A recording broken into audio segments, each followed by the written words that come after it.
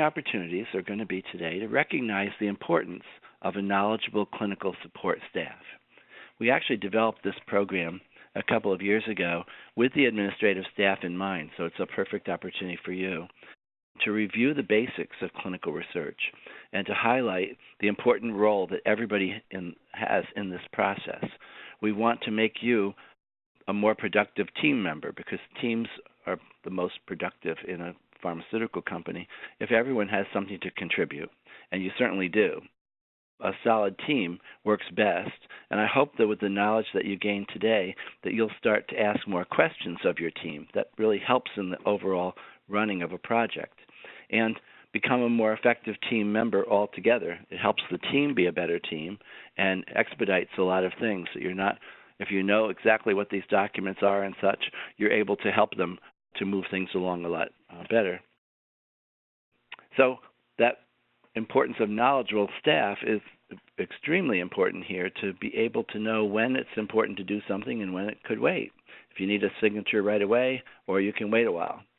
We're going to define the common terms then that are used in the field of drug and device research. It sounds like you're more in the pharmaceutical side, so we won't have to spend so much of our time on the medical device side, although I'll touch on it just in the event that you should move into a device.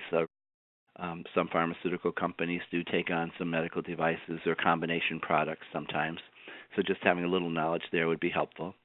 We'll talk about the basics of the drug and device development process.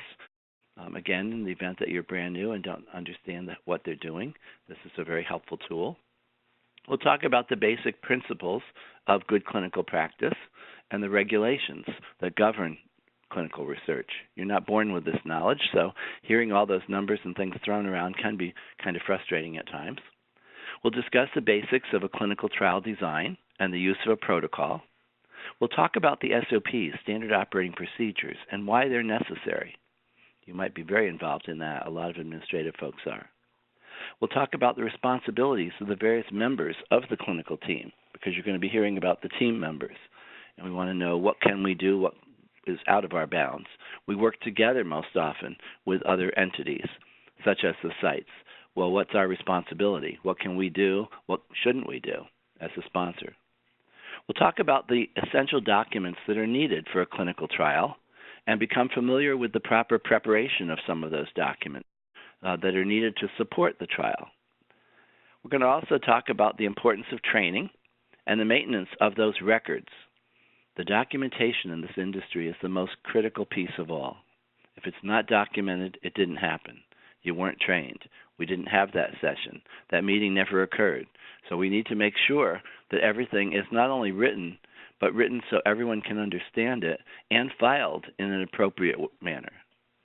If a regulatory agency comes in to do an inspection, they don't fool around too much trying to locate documents. They expect that they'll be very easily located. And if they're talking about many of the issues that are not well documented in the regulations, they want to see who did this, how did they do it, why did they do that, why did you hire this person, things of that nature. So the location of the documents is very important. We're going to talk about the rationale behind building quality into that filing system for that reason, that everybody has a different way of doing things in terms of filing. There's no regulated method that it must come under. So you'll have your own procedures at your company, which might differ slightly from someone else's.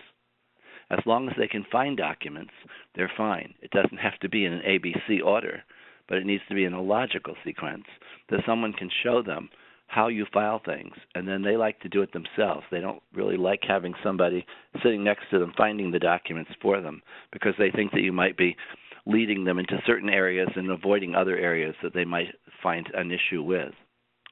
So that at the end, we'll talk about some do's and don'ts in the event that you do have a regulatory audit, inspection, or audit. Do you know, to your knowledge, has your company been inspected by the FDA? Give me a green check for yes and a red X for no.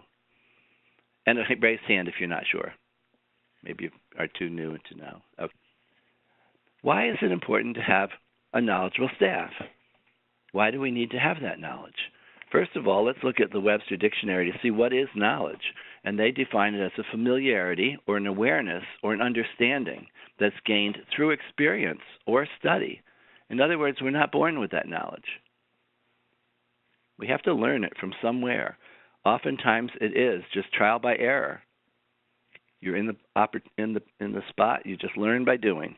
And unfortunately, what I have found being in the industry for a very long time, at all different levels in pharmaceutical and medical devices, in CR, and now having my own company, is that no one takes the time to share a lot of this basic information. They assume everybody knows it because they know it. That's not the case. It's very often the case that if we would educate our entire staff, everyone is an important member of the team. And that's why we developed this program.